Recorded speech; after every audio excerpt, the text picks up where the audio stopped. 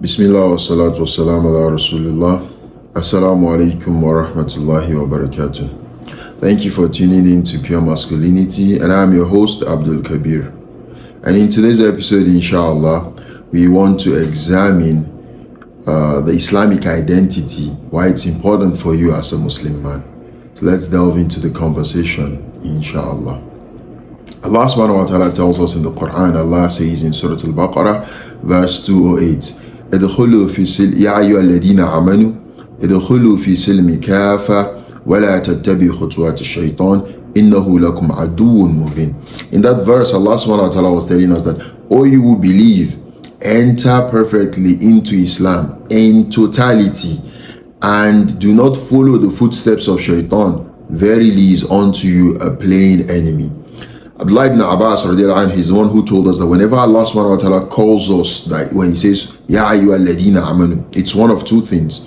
He's either calling you to do something very important to implement it in your life, that which will give you life, that is good for you in this dunya and the hereafter. And the second thing is he's either warning you against something that is detrimental, that would cause trouble for you in this world and may also be a cause of punishment for you in the hereafter. So in this verse, Allah subhanahu wa ta'ala is telling us that, O believers, enter into Islam completely by obeying all the rules and regulations that have been stipulated to you in Islam, right? And do not follow the footpaths of shaitan, because shaitan is unto you a plain enemy.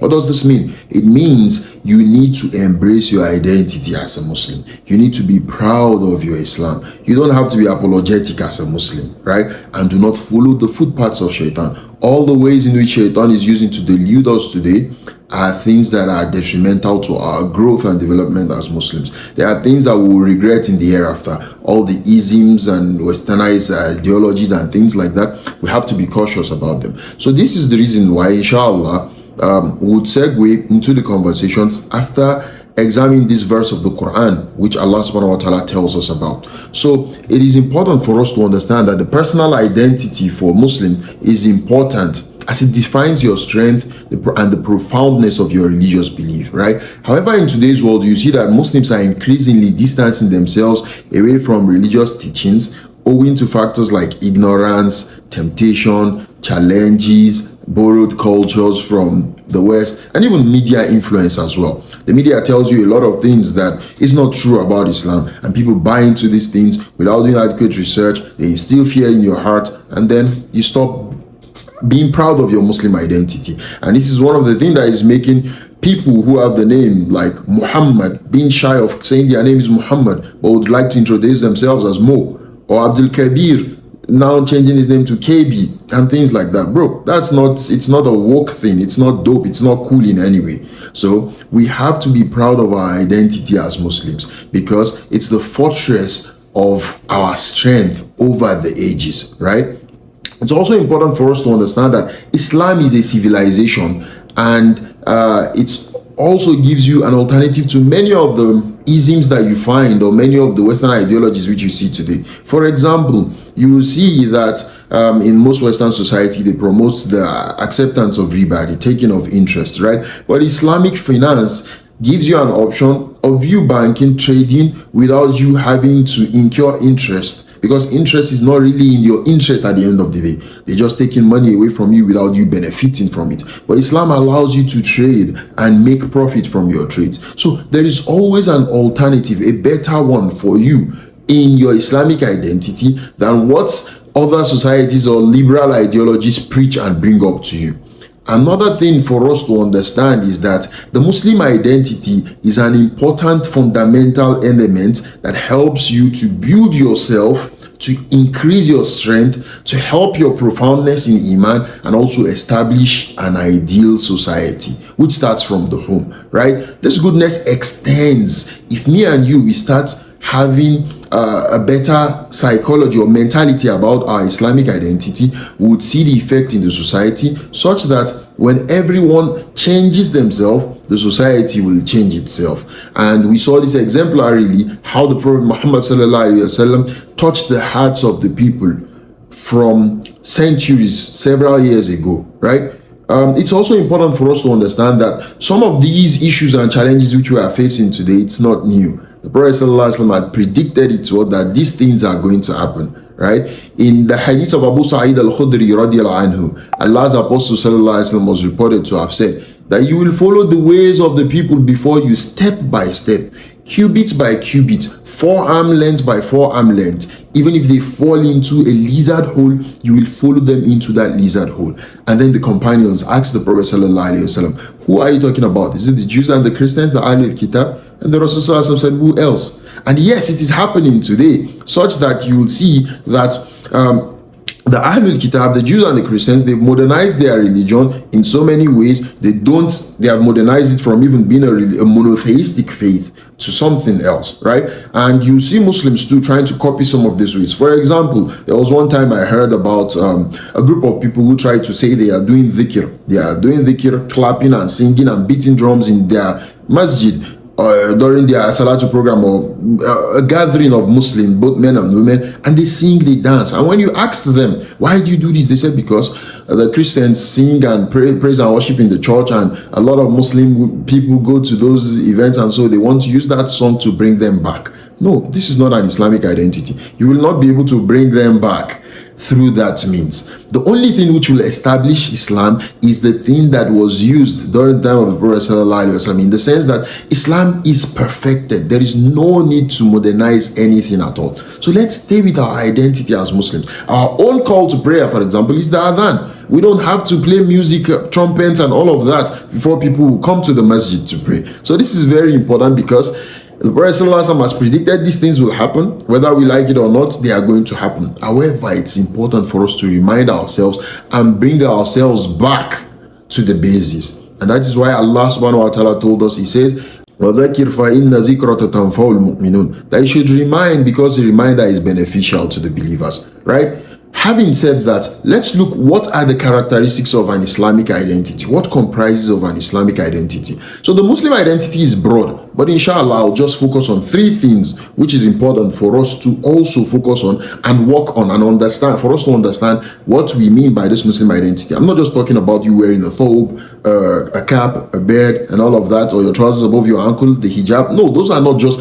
the Muslim identity. It is part of it. And it is very good. It's a sign of Iman. If you're able to wear your hijab, it's a sign that you love Allah. You're submitting to the will of Allah, right? If you keep your beard, it's a sign that you want to follow the sunnah of the Rasul sallallahu alaihi wasallam. If you do it with the right intention, because today, some people keep the beards just to be fine boys, right? Or they want to just look like LeBron James and the likes. No, that's not. If that's the reason, you don't have the reward. You have to do it because you want to follow the sunnah of the Prophet Muhammad sallallahu alaihi wasallam. So what are the three characteristics of the Islamic identity which I want to focus on today, inshallah? Number one is trust. Number two, history. Number three, culture. So these three things form the characteristics of an Islamic identity, which I will break down in bits, inshallah. The first one, which is trust, has to do with your submission to faith in totality. And that was why the first verse which I made reference to in Surah Al-Baqarah was saying, "Edkhulu fi silmi kafa," enter into Islam completely. Because Islam is a total package that exists as a complete way of life. And this is why we tell people a lot of times, Islam is a way of life. Islam teaches you how to eat, how to dress, how to even be intimate with your wife. All of these are well exemplified for us in our faith. So the religion has been perfected and there is no omission or addition. And that is why Allah subhanahu wa ta'ala said in the Quran, it says, "Al-yawma akmaltu lakum dinakum wa atmamtu alaykum ni'mati wa raditu lakum al-islam dina." That this day I have perfected your religion for you. And I have completed my favors upon you and I have chosen for you Islam as your religion. Which means that we don't have to take anything out of Islam or bring in anything new into Islam. People will tell you today that some things are barbaric, they are archaic, they don't really blend into the 21st century. It's all lies.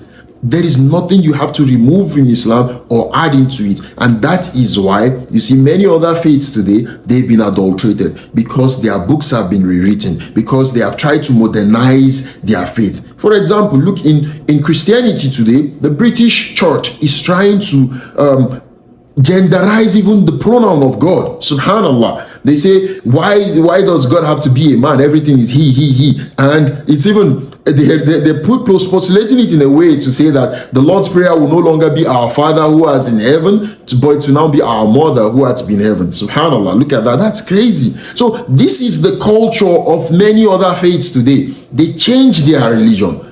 Unlike Islam, Islam is perfect the way it is. And that is why in the beautiful hadith of Aisha radiallahu anha, she told us, Prophet sallallahu alaihi wasallam said, Man amila amala laysa alayhi amruna fahuwa raddu. Anybody who brings something new into this religion of ours would have it rejected. For example, we already know it's a basic rule for you as a Muslim to pray 5 times daily, right? If somebody now comes up today and tells us we won't pray 5 times daily again, we'll be praying 3 times daily, we'll reject it from him. Or somebody tells us he saw in the dream, Prophet ﷺ revealed to him the salat that we're supposed to do for huwa raddu. We reject it from him. So these are concepts of Islamic identity which we need to understand. The trust. The trust is that you practice Islam the way it was revealed to the Messenger sallallahu alaihi wasallam. The Quran, the way it was revealed to the Messenger sallallahu alaihi wasallam, is preserved till today until the end of time. Even after which some people have tried to misinterpret the Quran or translate it in a way in which it's not, or add and remove verses into the Quran. What happened at the end of the day? Their lies were exposed. The Quran is the only book that has been memorized by millions of people across the globe. Allahu Akbar. So Allah has preserved the Quran,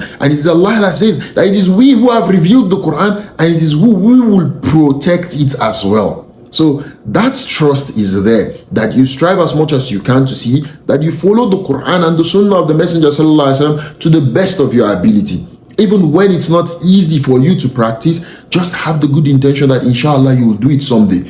And there is a mistake which some of us used to make in recent times as well. We join people who mock Islam. This is not good at all. You see an Islamic identity and people are making jest of it, and you join them in mocking it. Do you know there is a verse in the Quran where Allah subhanahu wa ta'ala was telling us, is it my verses, my prophet, my messengers that you are making jest of? You have turned apostate after you have believed. Subhanallah. So when next you hear people talking about the sister in niqab, that she looks like a ninja, frown away from that conversation, walk away from it. If you cannot correct them, don't sit down with them making jest of them. People make jest of the Islamic identity of Muslim men today to the point that they'll tell you, if it's the bird that will take you into Jannah, then there will be goats in Jannah as well. Wallahi, this is a bad statement. Subhanallah. Remember, the bird is the only sunnah that will follow you to your grave.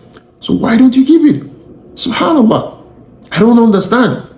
So that's the first point, the trust, your tawheed as a Muslim. Don't lose it. That is very, very important. Number 2, the second thing which you also need to focus on, and as a characteristics of the Islamic identity for us to understand, is history. Islam is a religion that is filled with history. We have a very rich history, and it's important for us to understand that anyone who is robbed of their history has surely been robbed of his future, subhanallah, and also have been robbed of their identity. So no one exists without a history, and history helps you to connect the dots between the past, the present, and the future. And Islam is one faith that is very rich in a beautiful historical background. It's quite unfortunate that Muslims today, we're not aware of our history, and that's really sad. If you ask a Muslim to tell you maybe 10 other names of the Prophet sallallahu alaihi wasallam, they might not be able to tell you. But ask them, what is the first 10 players in their favorite football team? They will list even the reserves for you. This is to tell you we have a misplaced priority today. Subhanallah. It's very important that we connect back to our history. And when we lose our history, we lose our identity. And even the Quran is a book of history. The Quran tells you so many things about the creation of, over time, the creation of the world from the time of Adam and the rest of the prophets, alayhi salam. The prophet, Allah subhanahu wa ta'ala tells us so much about history in the Quran, about how the Romans and the Byzantines would be defeated. All of these were predicted in the Quran. So many things that happened before us that we did not even know, it was there in the Quran. So Islam has a rich history, which is very important for us as Muslim men to also connect with. Okay, so the third aspect as well, which is also a characteristic of the Muslim identity, is culture. Culture. The Islamic culture is a very rich one that comes with the characteristics of identity, and it's a very broad concept which ranges from social sciences to literature, the language, and so on, right? But we oftentimes make a mistake between our biological culture and our Islamic culture, right? Our real identity is for us to embrace our Islamic culture. I know some people will tell you that maybe this is brainwashing. I've had challenges with Yoruba people sometimes in Nigeria telling us that, oh, we as Muslims, we take our Islam more superior than our culture. No, that's not it. I'm a proud Yoruba man. Alhamdulillah, I'm happy that Allah created me to be a Yoruba person, right? That is my tongue. But the essence of our being able to speak our languages, or we coming into different clans, is not for superiority. It's not for us to feel we are better than the other person. And that was why Allah subhanahu wa ta'ala told us in the Quran the essence of our tribes and nations. He says, Ya ayyuhan nas inna khalaqnakum min dhakarin wa unsa وَجَعَلْنَاكُمْ شُهُبًّا وَقَبَائِلًا لِتَعَارَفُوا إِنَّ أَكْرَمَكُمْ عِنْدَ اللَّهِ أَتْقَاكُمْ إِنَّ اللَّهَ عَلِيمٌ خَبِيرٌ. Allah subhanahu wa ta'ala is telling us in that verse, He says, O mankind, we have created you from a pair of male and female, and we made you into nations and tribes so that you may know one another. And the best amongst you, the most honorable amongst you, is the one who has piety, who believes in Allah, who is conscious of Allah. Verily Allah is the all-knowing, the all-aware. So this verse tells us about the reasons why Allah makes us into tribe and nation. It's just for us to understand ourselves, to live at peace with each other. It's not for superiority. The black man is not better than the white man. The Igbo man is not superior to the Hausa man. The best of you is the one who is God conscious, who treats people well, who is good-mannered, who believes in God. That is the purpose of our tribes and nations, not for superiority. It's also important for us to understand that Islam doesn't cancel your culture. Islam doesn't tell you not to live your cultural life. Islam doesn't stop you from eating tuwon shinkafa and miyan kuka, or eating amala and begi, or wearing your buba and soro. All of this, Islam doesn't stop it for you. These aspects of your culture, so long as it doesn't clash with your Islamic identity, there is nothing wrong with it. But where there is an issue is if you have a cultural practice that is against the teachings of Islam. And I'll give you an example. For example, as a Yoruba man, in our culture, it is that a sign of respect to the elderly ones that you prostrate. You prostrate like with your chest down. Yes, that's a cultural thing in Yoruba land as a sign of respect. But subhanallah, even the Yoruba people say idobale kishewa. Like prostration doesn't mean good manners. For sure, right? But Islamically, it is wrong for you to prostrate to a living being. The Prophet ﷺ told us that if there was to be somebody I would tell to prostrate to the other, it would have been the wife to the husband based on the rights which he has over her. But this is exclusively reserved for Allah. So even Allah subhanahu wa ta'ala told us in the Quran, He says, وَأَنَّ الْمَسَاجِدَ لِلَّهِ فَلَا تَدْعُوا مَعَ اللَّهِ أَحَدًا. That the masajids, the place in which you use in prostration, it is meant only for Allah. And do not ascribe anything. Don't use it for anyone else except Allah alone. So this is important for us to understand that there is nothing wrong in we embracing our culture, but so long as our culture is clashing with our faith, then we have to stay away from that aspect of the culture which negates our beliefs. Right? Having said that, it's also important to touch on one aspect of the Islamic identity which many of us as Muslim men we are missing out on, and that is our Arabic language. Ibn Jins made a statement. He says, "Al-lughatu min ad-din tuta'allamu bil-istima'i wal-tuhaddis." That the Arabic language is part of our religion, and you get to understand it more by speaking and listening. So it is important for us to understand the Arabic language, or at least be able to read and recite in Arabic language, because it is the language of the Quran. It is the language with which the Quran was revealed. It is the language with which you pray to Allah. In fact, Sheikh Imam Ibn Taymiyyah alayhi rahmatullah also made a statement where he said the Arabic language is part of our religion, so knowing it should be an obligation as we read the Quran with it and we pray to Allah in the Arabic language. Did you ever see anybody reciting Surah Al-Fatiha and he says, all praise to Allah, the Lord of the world, the beneficent, the merciful? No, that's not, the salah will not be accepted. You have to recite Alhamdulillahi Rabbil Alameen. So it's very important you are able to recite in Arabic. You learn that language. It is part of our religion. So this is part of our identity as Muslim men. Today, we are not making efforts to learn the language. We are not making efforts to learn the Quran. We are not making efforts to memorize the Quran. And not just memorize it, but also implementing the things we learn there. Because knowledge will not be beneficial to you if you don't put into practice the things that you learn. So, having said that, we'll segue to another part of the conversation, which has to do with the decline. What are the threats that leads to the decline of the Muslim identity? There are so many things: conspiracies, creating doubts to weaken the belief system of Muslims, conspiracies such like you try to paint Islam as a bad image. You call you name it a dog so as you can nail it, something like that. You know, when 9/11 happened, what happened? They named Muslim terrorists all over the world, and people had a threat for Islam. But by the mercy of Allah, what happened? A lot of people dug into the religion of Islam, and they even became Muslims. Allah guided so many people to Islam even after 9/11. Allahu Akbar. You can see how Allah does these things. You are planning, and Allah is planning. Wallahu khairul makirin. And Allah is the best of planners, right? So this is very important for us to know that there will be plans, there will be conspiracies, there are things that would hinder the growth and development of embracing the Islamic identity. Part of which also is that we are busy with the dunya. We are busy with the dunya. We are busy with materialistic things. The Prophet ﷺ told us that towards the end of the world, that the nations will gather together to attack you, just like they come to call themselves to a feast. And the Prophet ﷺ, the people were asking the Prophet ﷺ, is that will not be much at that time? The Prophet ﷺ said, you will be much, but your multitude will not be of any benefit. And then the companions asked him, why? Why would it be like that? He said, because you will love the world and you would hate death. Subhanallah, you hate to die. And that is what is happening with so many of us today too. So look at what is happening in Palestine today, in Gaza. The Muslims are being oppressed. The people who own the land, the original owners of the land, they've been chased out of their lands. And when they try to fight back for their right, they are called terrorists. The whole world stands against them. But subhanallah, may Allah be with our brothers and sisters in Gaza today. So this is part of the things which you need to understand. There are deliberate plots for this Islamic identity to be wiped out from our minds and our lives. Part of which is even entertainment. The entertainment industry today, you can barely watch a movie without you seeing nudity. Subhanallah, sex, drug, money, music, all of these things. They use it to propagate evil things, things that are not in line with the Islamic identity. And we have to be very cautious of this. Another factor as well is ignorance and illiteracy on the path of the Muslims as well.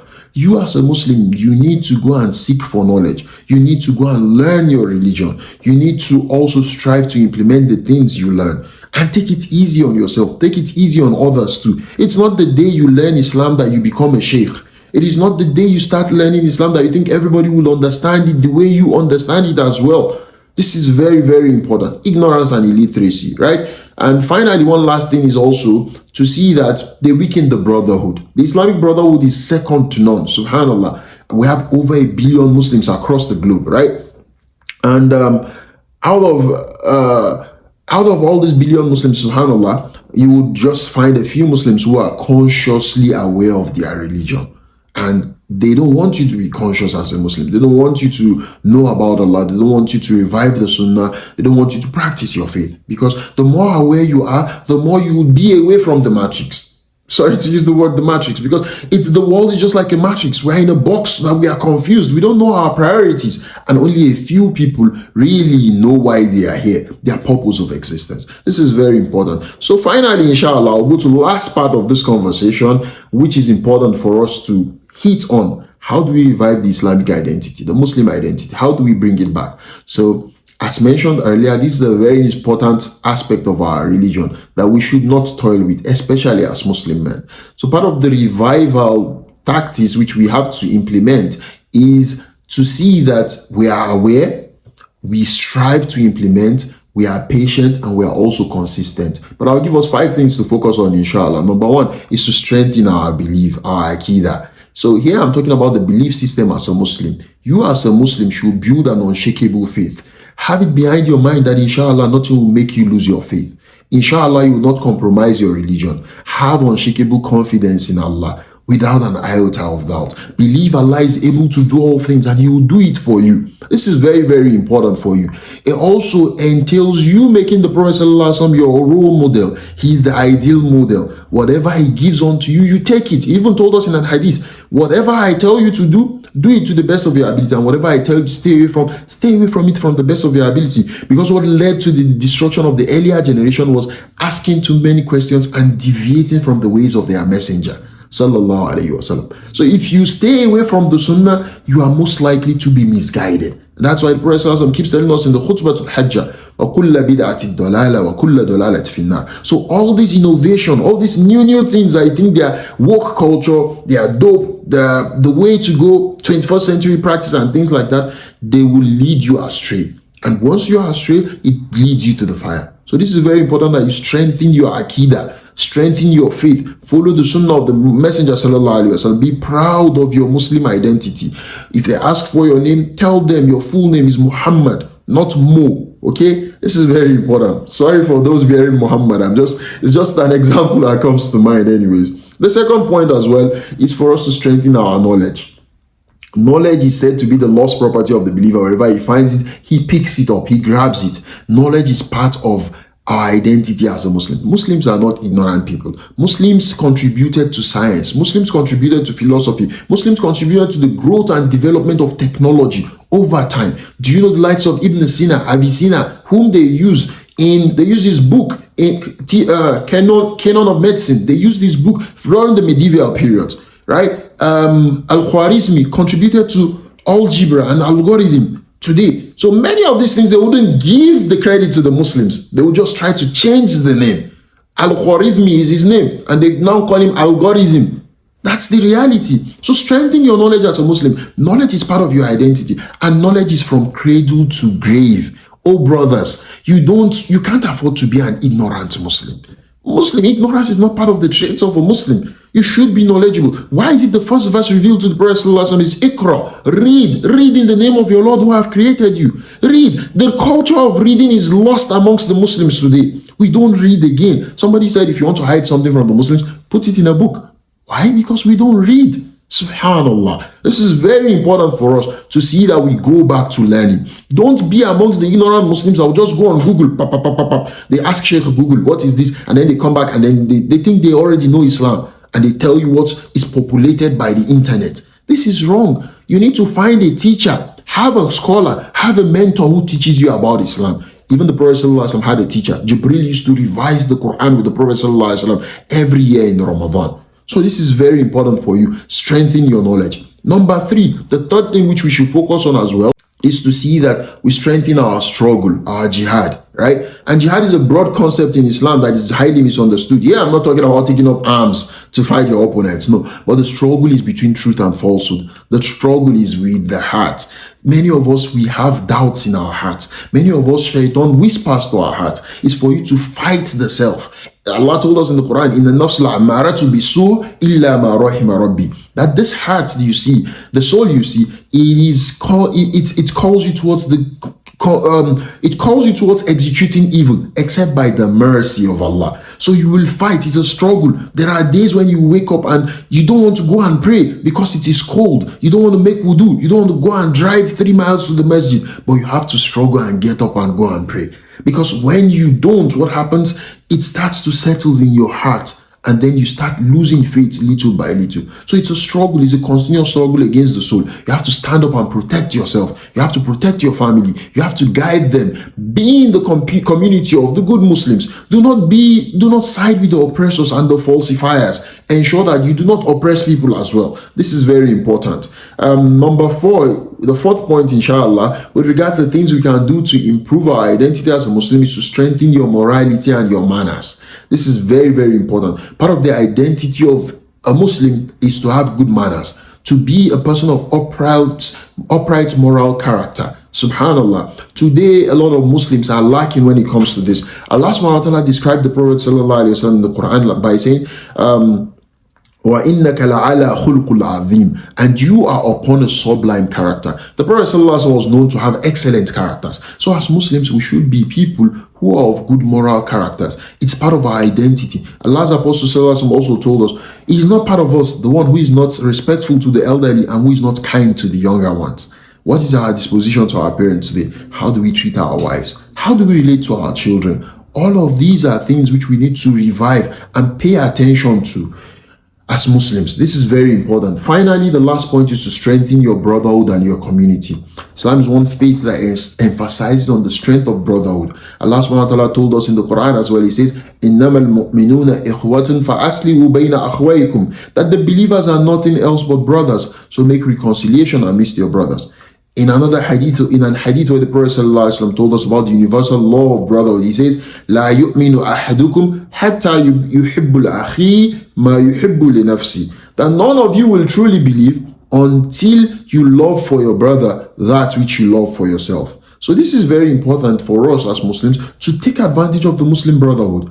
A Muslim brother is a brother to every other Muslim. The same with a sister as well. So even if they are from Pakistan or India or America or Kuwait, wherever they are from, so long as they testify to faith, La ilaha illallah Muhammadur Rasulullah, they are your brothers. And you need to uphold this brotherhood. It is very important that you strengthen the brotherhood. Go to the masjid to pray in congregation, especially for the Muslim men. If the women want to go to the masjid as well, the Prophet ﷺ told us, do not forbid the female servants of Allah from going to the house of Allah to pray. So you see in some cultures or in some places, they don't give room for women to come to the masjid to pray. But the women used to go to the masjid to pray during the lifetime of the Prophet ﷺ. And there is nothing wrong in this. So strengthen your brotherhood, strengthen your community, have love for your brothers, help them, show empathy for them. When they have challenges, try to help them resolve it. This is also very important in building an Islamic identity. Finally, like I said earlier, this conversation is a very broad one and a lot of Muslims shy away from it, but it's very important for us to talk about it, especially as Muslim men.